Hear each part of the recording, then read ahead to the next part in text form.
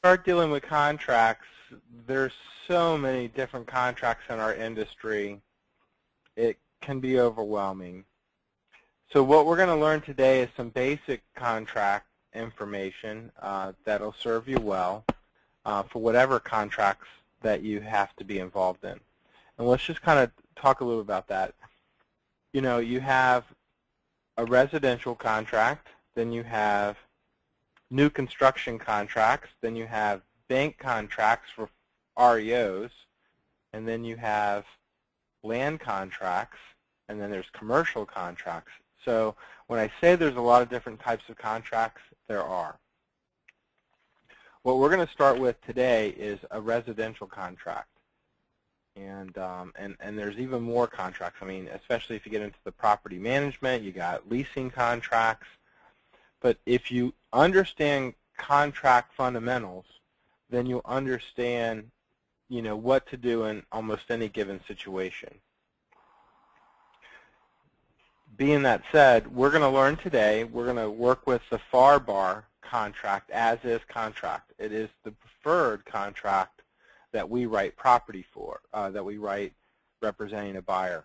And I'll explain why and why we use that contract and where the teeth are in the contract and how to get to it, and how to use it today. Now, in class on Thursday, we will be picking up and actually going through the motion of filling out contracts based on a scenario, and then we're going to grade each other on how well we put those contracts together. All right, but for today, I'm hoping to show you some tools and some benefits and things that will help help you be able to write contracts better and have a clear understanding of what's involved at the very beginning. All right, so the first thing that you have to identify, okay, is what are we selling? You know, what type of property are we selling? Of course, you'll probably know that by the buyer that you happen to be working with. But if, for instance, if it's a residential condo, that's going to have a series of a contract plus a series of different kinds of addendums that's going to go with that. All right. If it's a vacant lot, then there is a vacant lot contract that we would be going with. So knowing what we are, what type of property we're selling is crucial at the beginning stages of preparing a contract. What type of sale? Okay, is it a short sale? Is it a bank foreclosure? That's going to determine, you know, again, some additional information that's going to need to be provided in the contract. Who is selling the property? If you don't know who is selling the property, sometimes we have to, you know, put owner of record or come up with additional information before we can move forward on finding a contract. And then what type of contract do I want to use? Because there's several different contracts. On the residential side, the two primary contracts that are used are the FAR contract, okay, the FAR 9, and then the next contract is the FAR/BAR. The difference between the FAR contract and the FAR/BAR residential contract is the FAR/BAR is a collaboration with the Florida Association of Realtors and the Bar Association. So this has, the FAR/BAR contract has a little more explanation and a little more teeth as far as what happens when, and it's clearly defined what goes on in the situation. And that's one of the reasons why I prefer to use the FAR/BAR's contracts. Any questions so far? I know these are simple questions, but they really can mount up when you're in the marketplace. All right. Well, I've created a form for you guys, and we're going to kind of take a look at that form. This is what I call your cheat sheet. Okay, it's a worksheet that we've designed. It's a one-page document that when you're out showing houses and you're working with a client, that you could simply write this information down. You should have enough information here to be able to fill out a contract when you get back to the office, okay, or back to your home office, or get access to a computer to start filling out a contract. We have the property address. We have the buyer's information, their mailing address, their email. If we know the seller, we can go ahead and put the seller's information in here, the property address, the purchase amount, escrow deposit, you know, what day is that going to come in, who's going to be my escrow company, what title company have I selected, or attorney firm. If I know their name and address, I can put that in here.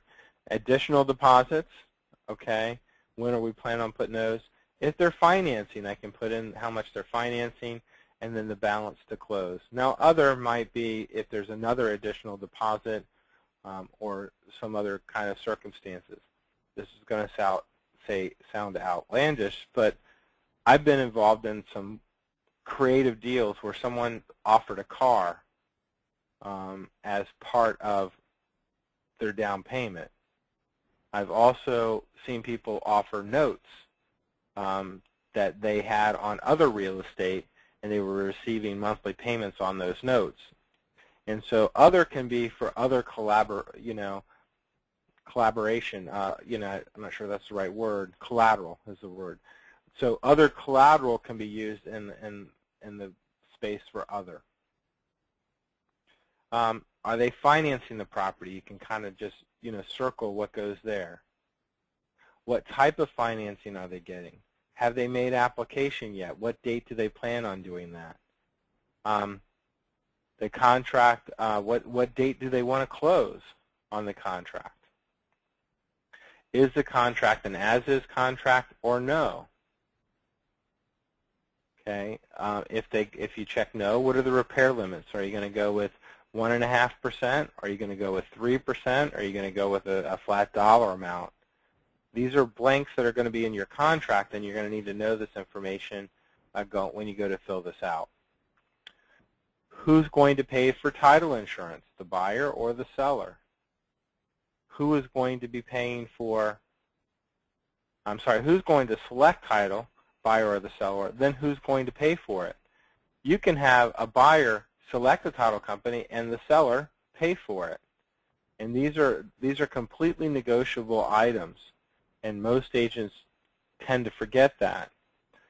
But in our area, it depends. There's been a huge switch from the buyer selecting the title company and the buyer paying to the seller selecting and the seller paying. And again, it really depends on geographically what a trend might be. In our area, that because of all the short sales and bank foreclosures that we've been selling over the last 3 years, the trend has moved to where the seller controls the title, seller pays for title. Again, if you're in a tight negotiation on a contract, that's a cost. So if you can move the cost of title insurance over to the other party, it is a savings to to the buyer. Home warranty, yes. Who's going to pay for the home warranty? Are you going to ask the buyer to pay, or are you going to ask the seller to pay? Are you going to have a home inspection? Okay. Who's going to pay for that home inspection? And most of the time it is the buyer that pays for the home inspection, but you can write in the contract that the seller pays for the home inspection. What date are you going to put in there? The contracts typically have a date that's already automatically in there, but you might want to take a specific date. Termite inspection. Again, there's a date that automatically shows up in the contract, but you might want to take a specific date. All right, addendums. These are all the possible addendums, and then there are even some more beyond this. But for the most part, this is most of the addendums that are available. In the FAR contract, these are the ones that are that they've already prepared for. So these are the possible addendums, and I've created, and so you can see just from this form, filling out this little worksheet for yourself, you can really prepare yourself to be able to go write a contract. Okay. And because addendums are important, what I have done is I've made a list of the addendums, okay? And this isn't all of them, but these are the majors. I have a few more that I need to add to it. But for the most part, these are the majors that you're going to see and that you're going to need to protect your clients. And what I did was I created this chart so that you would understand when should I use this type of addendum, okay? So, for instance, a condominium association, okay? If it's a condo, you must have it, all right? So you have to have this addendum as part of the contract if it's in a condominium association. Homeowners association. In this situation, if it's in a homeowners association community, it must have it. It's got to have this addendum as part of the contract. Seller financing, if the seller wants to be involved in financing, then you can add this addendum. Mortgage assumption, if the mortgage can be assumed, and I wrote here not likely, okay? We haven't seen mortgages that could be assumed since the late 1980s, all right? There are a few out there, though, and I also saw a trend of, this coming back, of mortgages being, assumable, and that's because the interest rates are so low. It makes it advantageous to pass on the mortgage to the next particular. It doesn't help the banks make more money, and so that's the reason they don't like to, let people assume mortgages. FHA financing. If they're going FHA, if that's involved, then you have to have this addendum. Okay. If VA financing is involved, you need to have the VA addendum. New mortgage rates. If a buyer is concerned about locking in the mortgage rate, so like, well, I don't know if I want to pay that kind of rate, then you can actually specify what rate they're willing to pay or what rate they're willing not to pay, like how high. For instance, under 4.5%, I'll move forward if I can get that interest rate. As is with the right to inspect. This turns any normal contract into an as-is contract because there's a FAR bar regular contract, and then there's a FAR bar as-is contract. If you use the FAR bar regular contract, you can easily turn it into an as-is contract by adding this addendum. Inspections. If you want to make the contract contingent on inspection approval. Now this goes beyond repair limit and things like that. This really just defines that it's contingent on the inspection, and if after inspecting the property the buyer still doesn't like the buyer wants to back out and they don't like the inspection, they can cancel it for this reason. So it's a good protection clause. Installation disclosure. If they want to make it contingent on the installation rating, like for instance, if it's an older home and they say, look, I want to make sure the installation's at a certain rating, you can specify that.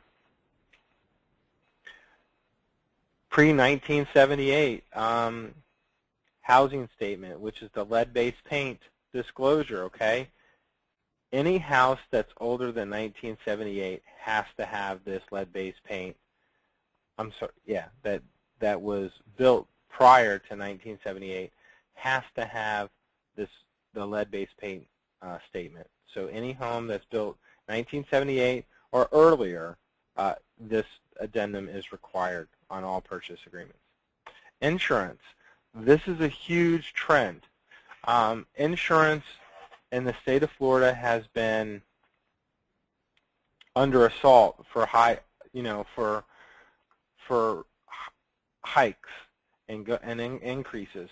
So making a contract contingent on insurance and the cost of insurance is something that your buyers might want to protect themselves against. Okay.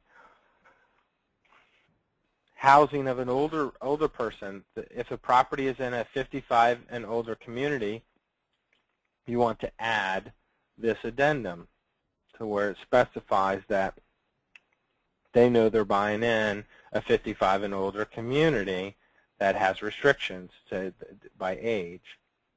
A lease purchase or lease option. If somebody's looking to leasing a property prior to closing, this would be where you would do that. And basically understand that a lease purchase is basically somebody leasing the property, and then they have a purchase agreement that is also written up at the same time that corresponds with that. And because it's a lease option or a lease purchase, what happens is you write the contract up, and the lease purchase says that the buyer and seller will enter into a mutual lease agreement by such and such time. So this is something that you need to definitely be familiar with if you're dealing with someone that wants to do a lease purchase. Interest-bearing account. If escrow is being held, and interest-bearing account. So, for instance, if it's a long closing, maybe someone's putting $20,000, $50,000, $100,000 down, and they want to earn interest on their money. This specifies that they want to put an interest-bearing account, and they want to receive the interest. This was very popular back when interest rates were up around 5 and 6%, and you could actually get, make some money while the money just sat there. Not so much now because it's not even a full 1%. Backup contract. All right. Well, there's two kinds of backup contracts. So this actually, depending, on the addendum, and this is where the FAR bar and the FAR addendums are a little different. A backup contract can be two things. It can be contingent on another contract being terminated, or it gives the seller can use as a kick-out clause to cancel the current contract and accept another contract. In our terms here in real estate, we typically call that a 72-hour kick-out clause. So there's really two options here. One is the contract is contingent on another contract. Okay, so it's a backup offer. That's one component. The same addendum can be used for another component, giving the seller the power to take on, going to contract with a client. Let's say they have a house they need to sell. Then I would recommend that you put a 72-hour kick-out clause in that, meaning I can still market the property. If I get another offer that's acceptable to me as a seller, then I give you notice. You have 72 hours to remove the contingency to sell your other property and move forward on mine, or I'm allowed to move that other contract forward in front of yours and terminate your contract. It allows the seller to continue to sell the property while under contract and move a contract out of first position completely out by accepting another contract. So this is a technique that you're in, and something that you are going to see quite a bit in your career, the backup contract or the kick-out clause. Broker's personal interest in the property. When it says broker, it means you as a licensed real estate agent. We have to disclose anytime we do any kind of real estate transaction that we hold an active real estate license. And even if you hold an inactive real estate license, you have to disclose that you have a real estate license here in the state of Florida when you purchase something. So this is the way we do our disclosures. Rentals. This incorporates several different things in the FAR addendums, and we're going to be working on the FAR bar addendums. The FAR bar addendums actually break these things out individually, but they still fall under the heading of rentals anyway. For instance, pre-occupancy agreement if the buyer occupies the property before closing. So for instance, the buyer goes and moves in before they close on it. All right, this is where that addendum would come in. Post-occupancy agreement if the seller occupies the property after closing. All right, we're closing, but the seller's not moving out. They're going to wait 30 days, a month, 6 months before they move out. This is where this comes into play. Existing tenants in the property. This is where this is used for existing tenants in the property if it's rental property, so that you can define what that is. And then number 4, the vacating tenant. The property is currently in use as a rental, but the tenant is moving out before closing. So the tenant has plans to move out prior to closing, and this needs to be clarified. Sell and lease of buyer's property. Okay, if the buyer needs to sell or lease a home or needs to close on another property, then this is where this addendum that would be added to the contract. Most people, if they don't have deep pockets, if they're selling their property and buying another property, and this is a contingency that you're going to need to be familiar with because you'll have to put it in there. Now, a lot of times you put it in there to protect the fact that the buyer's property may not close. Even though it's already under contract, scheduled for closing, in our line of work, there isn't a closing isn't a closing till the closing happens. And a lot of things can happen between the time that you go to contract and the time that you close. They may not get their financing. A property may not appraise. A spouse or the buyer may die. I've had that happen in my career. So this protects the buyer to not have to move forward until the property closes. Okay, and this is how you use to protect that. Rezoning.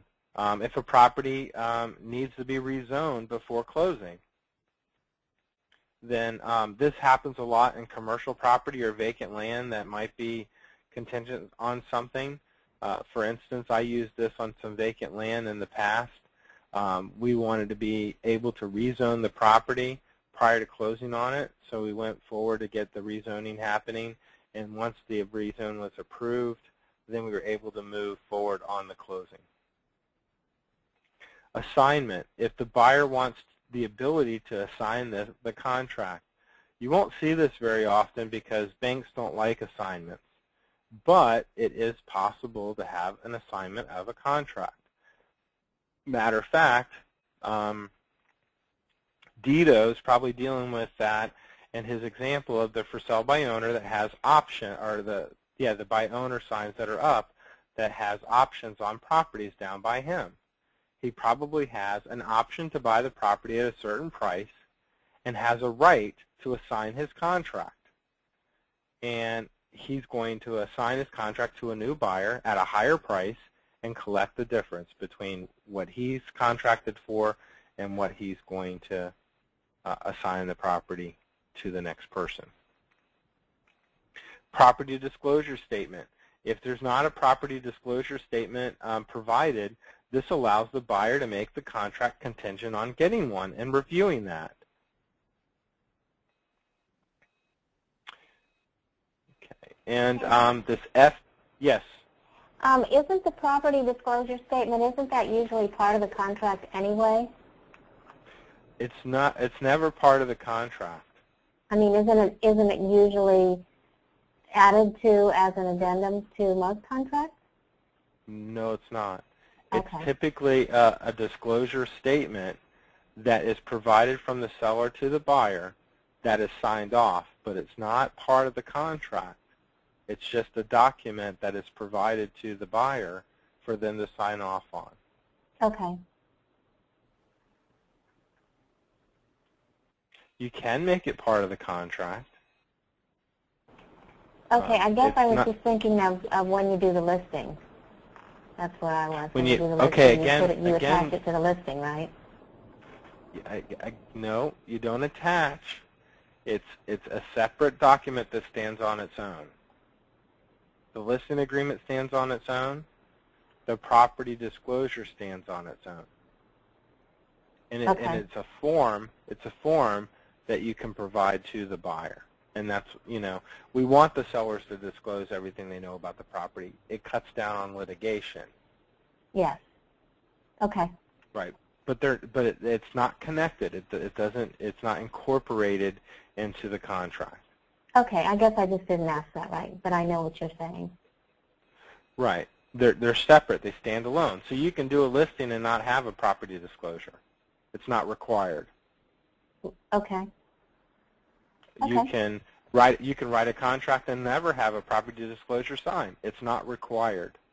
Okay. Most real estate companies, though, like ours, require one as a required document to be servicing somebody.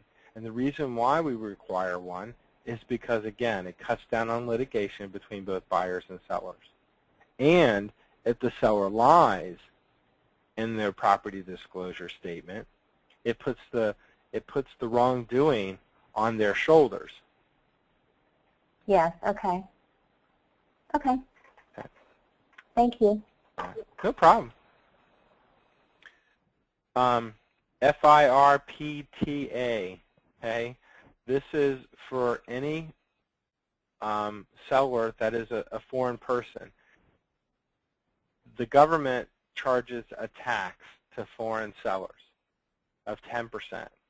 They automatically hold back 10% of the proceeds of a sale unless they've gone through the right channels to circumvent that prior to closing.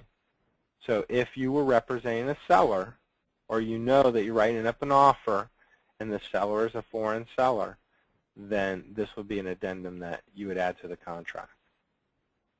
And if you don't know that, the selling agent should add it to the contract in a counteroffer. Okay. 1031 exchange.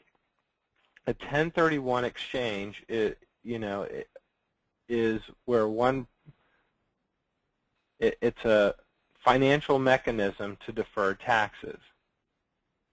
And so if the buyer is buying a property and they're exercising what's called a 1031 exchange, then you have to disclose that. And what that means is this addendum makes the buyer or the seller participate in that exchange. Because what happens is you have simultaneous closings, or you have funds that aren't touched by the buyer that are used to purchase another property, and things have to be done a certain way to keep that tax liability situation to work. That subject, a 1031 exchange, is a class all by itself, but I highly recommend it if you're working with investors that you really understand 1031 exchanges, okay? Because it is a huge tax savings for people that buy and sell property over time, because it really saves them a lot of money. I'll give you an example. I had an agent that worked for me in the past. Her dad was selling a condominium in Chicago for a little over $1 million, I think $1.2 million. He had bought the condo for $170,000. So his capital gain was going to be over $1 million. So his tax liability, okay, would be at 20%. So he's going to have to pay the government over $200,000 in capital gain tax. But by doing a 1031 exchange, he deferred paying that $200,000. And he was able to repurchase property here in Florida, a single-family home and a strip center that equaled $1.2 million, and he put financing involved, and never had to pay the capital gain. He deferred the $200,000 in capital gain that he would have paid into the strip center, and because he bought a primary residence with part of the money in the tune of $350,000, he was able to chisel away $350,000 of tax liability, because on your primary residence you don't have to pay any capital gain up to the first, if you're married, up to the first $500,000. So it was a huge tax shelter for them to understand how to do this. Now I stepped in, and they were already, selling the building up north, and I was able to get that corrected and put it into what's called a 1031 exchange and make that happen for them. So understanding this will be vitally important to you. Chinese drywall. Unfortunately, back in the boom in 2001 to 2010, and we could probably narrow that date down, there was an influx of what they call Chinese drywall or defective drywall that corrodes metal and causes some health issues. This has to be disclosed. If you had drywall or the home was built in a certain time period, you have to disclose that there is no defective drywall. A community development district. Okay, a community development district is called a CDD. It's a fee that the homeowner pays, and it's typically to pay back infrastructure that the developer had put in, and it comes in the form of a tax on their bill. And so there are communities that are in CDDs, and we have to disclose that there's this additional tax that's going to be on their tax bill and what that CDD amount is going to be. A mold inspection. I recommend a mold inspection on every single contract. We live in Florida, a lot of moisture, standing water, things mold. So I recommend that you have it contingent on a mold inspection.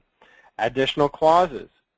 And we're allowed to write up anything that we want as a contingency. For instance, it's contingent on my mother-in-law liking the property. She'll be here in 3 days.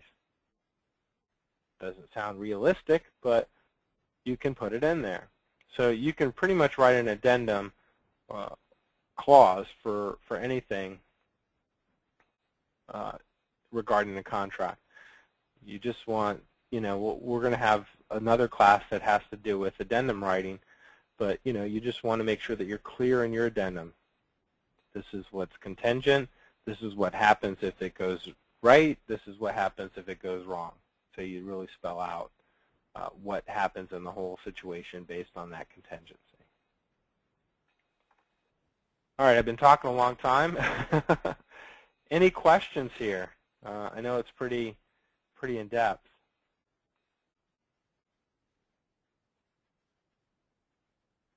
So you guys got it all down?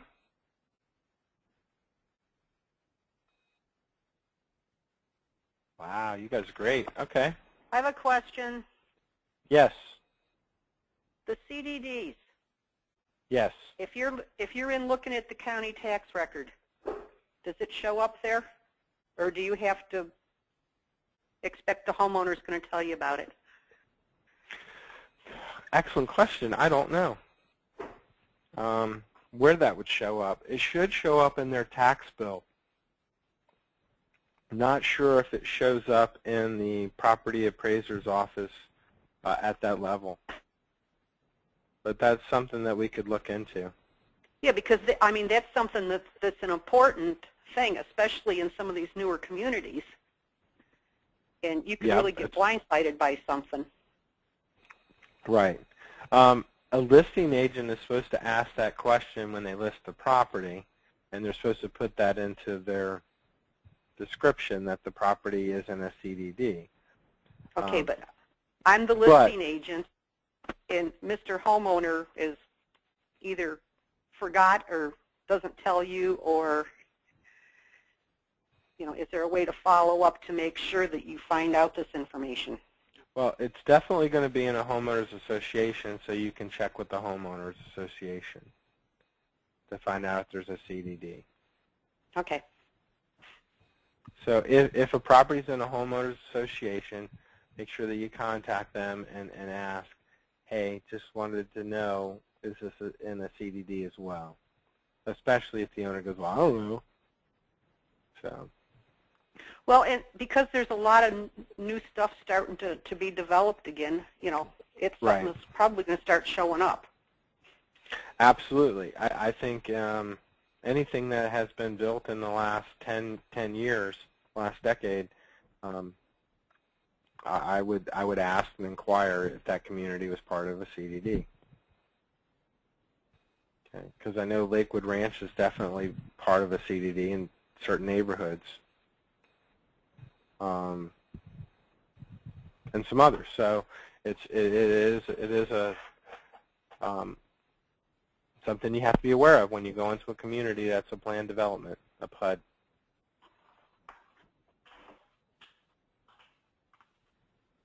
All right. So now we kind of understand the different addendums. So now we need to work on a worksheet. So let's say we're out in the field, and I'm just going to bring this up for a second. This is the multiple listing system. All right, so I'm just going to happen to go right in here and click on active listings.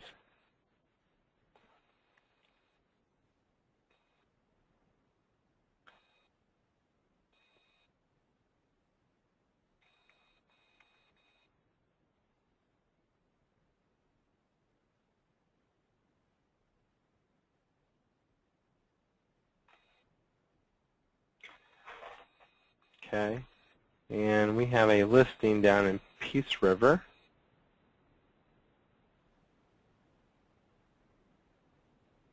At least I thought we had a listing in Peace River. Oh, there it is.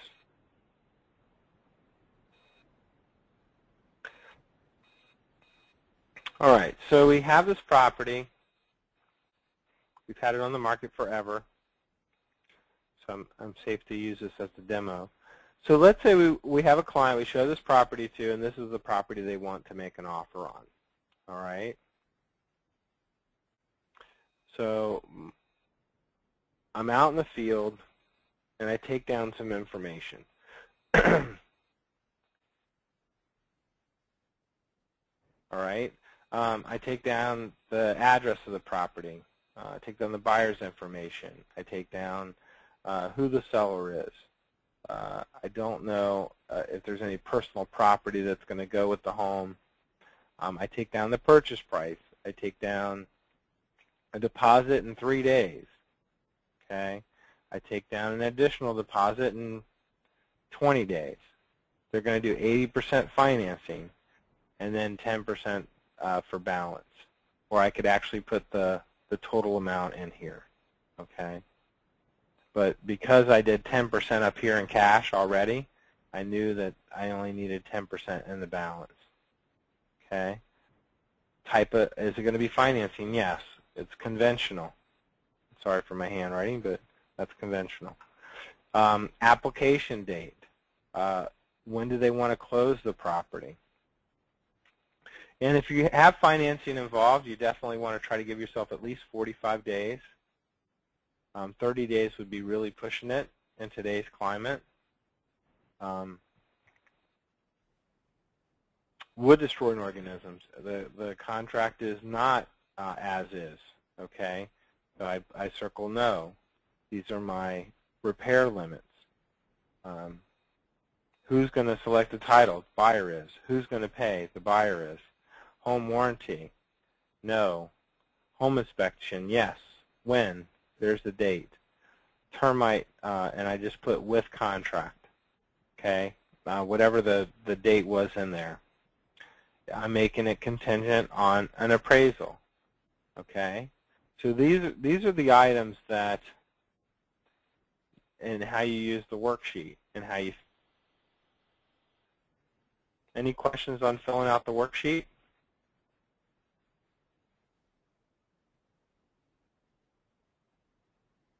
Okay, so we have this worksheet, Now, I would normally print this out.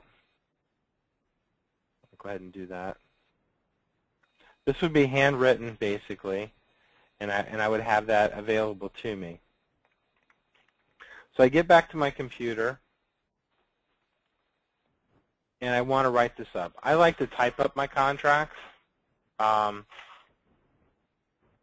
that's, something that we do. Now I'm going to modify this a little bit. I know that it says that it's not an as-is contract. I'm going to make it an as-is contract. That's the one thing I'm going to change here. And so these repair limits are going to go back to 0. Okay? Everybody see what I just did? I just talked about. I'm going to take this out here, okay, because I'm going to change this to an as-is. Everybody with me so far? Nope, I lost you all. If everybody fell off the turnip truck. And why are you doing this? Why am I changing it? Yes. Because I want to show you how to use the as-is contract versus the non-as-is contract. Oh, okay. All right. I think you're better off using the as-is contract on any purchase representing the buyer. Let me tell you why. An as-is contract has more teeth and more protection for a buyer than a straightforward contract. You're like, what? What do you mean? They're buying it as is. You're right, they are buying it as is. And if they find something during their inspection period, they have a right to cancel it and not move forward for whatever reason. It allows the buyer to have control over their ability, once they inspect the property, to cancel the contract. If you use a regular contract, and let's say the life expectancy of a roof comes back that this roof is on borrowed time, it's it should have stopped 5 years ago, but it's still working, so it could possibly start leaking in the next couple of years. And and the inspector says, look, the roof is real brittle, things aren't looking good up there. But it's not leaking. Guess what? It's not defective. You can't require the seller to fix it. It's not leaking. It's just old and holding together pretty good. So unless the other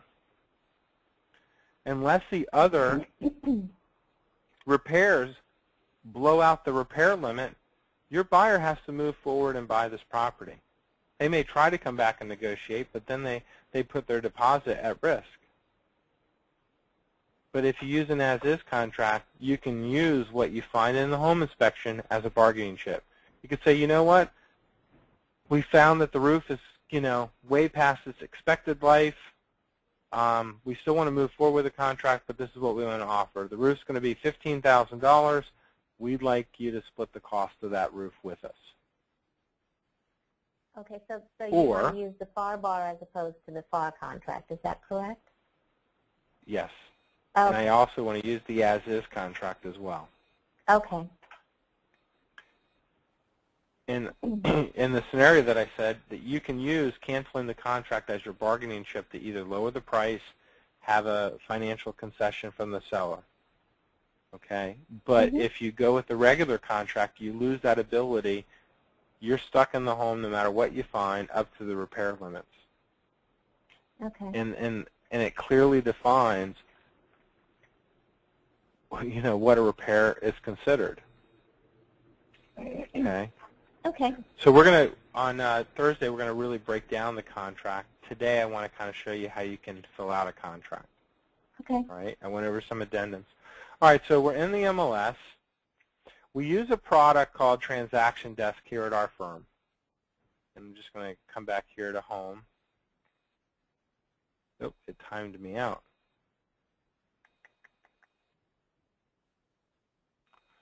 All right.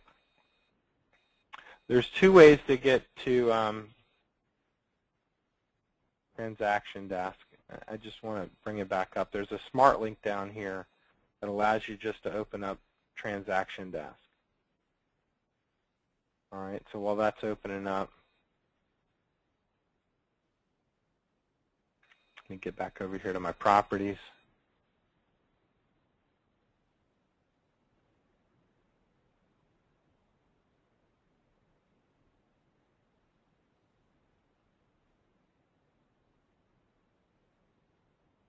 Okay, this was the property that I was going to write up as an example. Now there's two ways to do things, okay? I can go directly into transaction desk here, and I can start a transaction, okay? And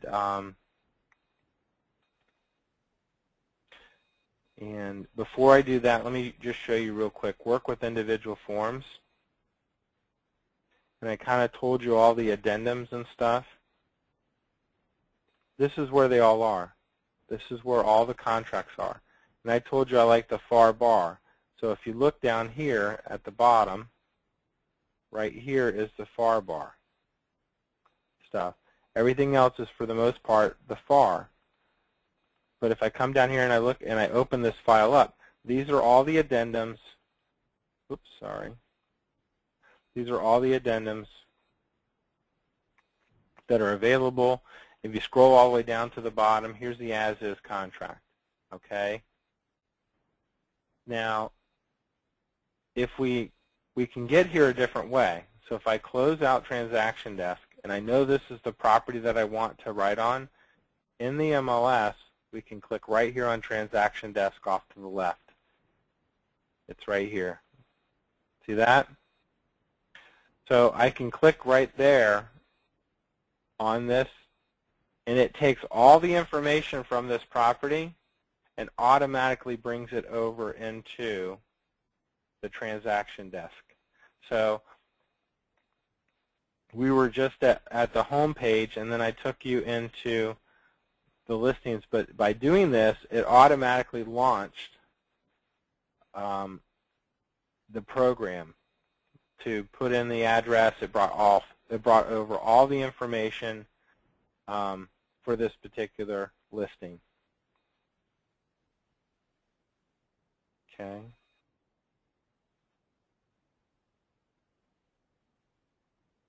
Okay. Apparently, there was a contract already associated with this.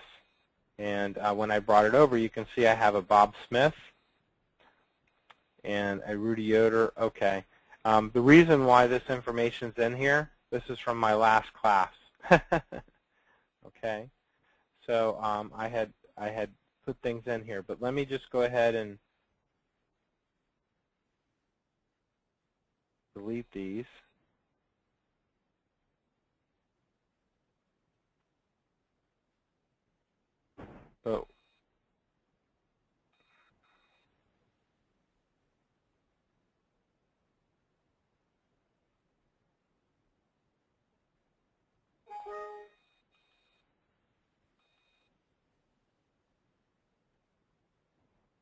So all I've done is come in here and deleted these forms so we could start from scratch.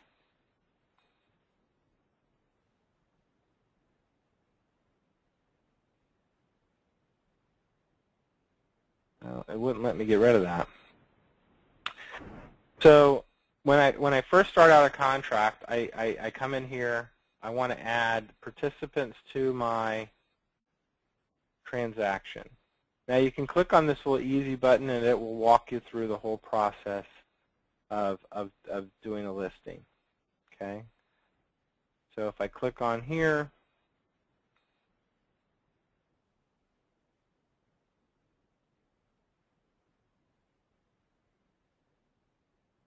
well, let's do it this way instead. Let's say we wanted to add a participant to the transaction. We can do that. And then we can come down here and we can select buyer. Okay, that we're going to add a buyer to this transaction. And then we can add the buyer's name.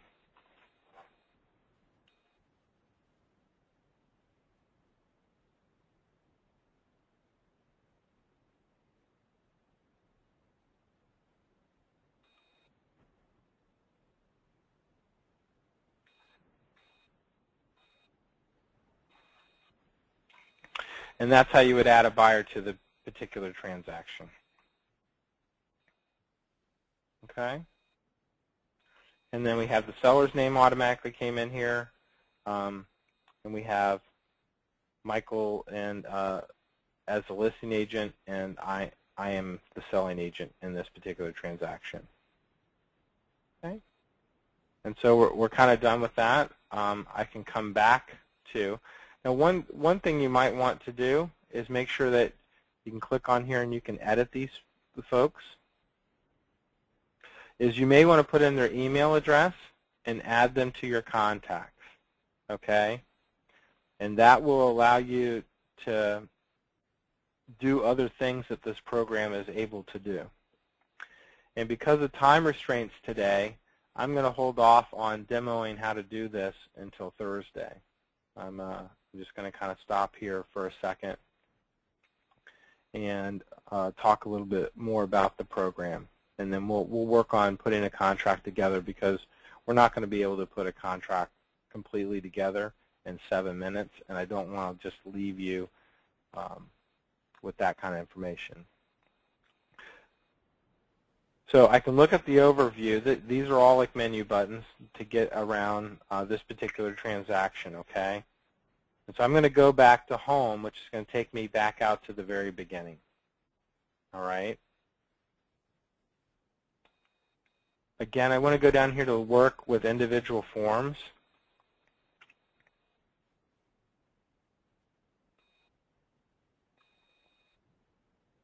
And I want to come down here to the far bar forms. All right.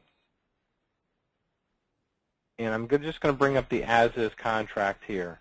Okay.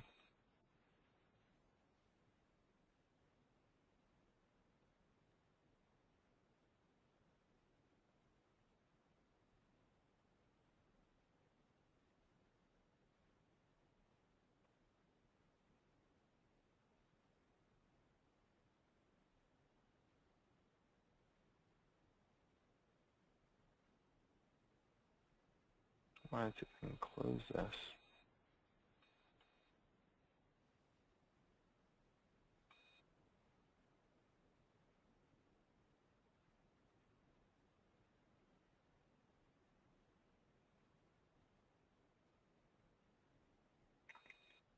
All right, so we'll just take a moment to kind of go through this form. So I have the party. The parties go here. The seller's name goes in the form here. The buyer's name goes into the form. Your property address goes into the form. What appliances are staying with the form goes in here. This is where we write any personal items that are staying, like refrigerator, range. If they're not up here, then we can handwrite them in here or type them in. Anything that might be excluded, like a lamp or some window treatments or something that doesn't convey, you can put down in here. Then we put our purchase price in here, our initial deposit, and you can put accompany the offer to be made by the effective date, or you can put in within 3 days from the effective date. Okay. This typically is the one that I use a lot, 3 days, because I want to be able to make an offer and not have to have an escrow check if the offer is not accepted. If the offer is accepted, then I'll go get the escrow check and then deliver that. Here at our firm, we don't carry escrow, so we would determine who's going to hold it, a title company or a closing attorney. There's going to be any additional deposit. And again, just want to show you the information that I'm working from is right here, and for my worksheet. So I'm pulling this information over to fill in this. All right. So this information is then brought over. My worksheet's then brought over to this form. Okay. This contract is 10 pages long. Okay, so it's going to need to be explained to the buyer. All right, and then here This is when it has to be delivered back to us. By when does the offer have to be accepted? And then the closing date goes in here. I'll email this form out to everybody so you guys can just take a moment to familiarize yourself to this form. You can print it out at your leisure or look at it on your screen. All right. But most of the rest of the contract is fill in the blank and has a few things in it. And if there's a blank in the contract, it automatically pulls over information if left blank. So if you forgot to do something, it'll pull over standard times and timelines automatically. All right. So this one has to do with flooding and things like that.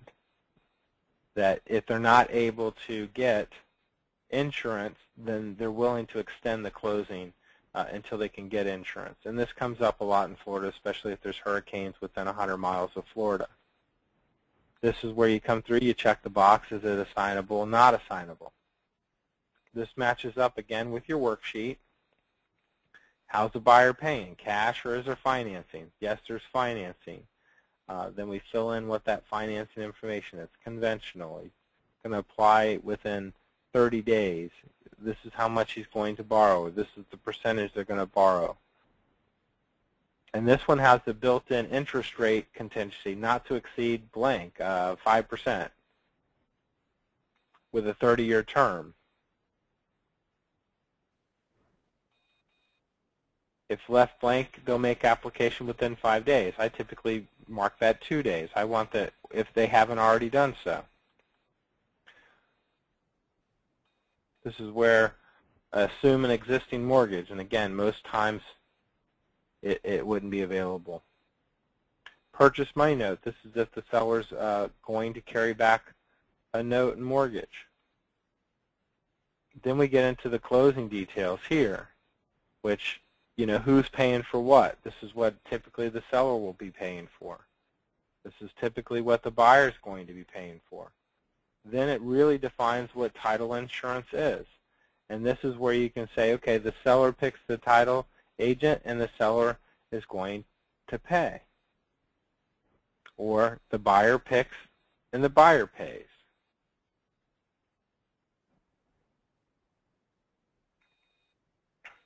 This has to do with Broward County and it doesn't apply to us. Home warranty. Who's paying for the home warranty? And then who's the home warranty company would go in there. This has to do with special assessments. Sometimes counties come along and they do special assessments when they're bringing through sewers and things like that, and there may be installments to be paid. This is where you clearly define who's going to pay for those installments and how they're going to be handled. So we're only on page 3 for explanation of a contract, but you can see this is pretty intense. So it's important that we're going to review this more and go more in depth on Thursday. And then you'll have a chance to practice this a little bit more. I'd like to open this up for any questions that you guys might have before we conclude our call today. Anybody got any questions? I don't think I do. All right. All right, well, since there's no questions, you guys have a fantastic day.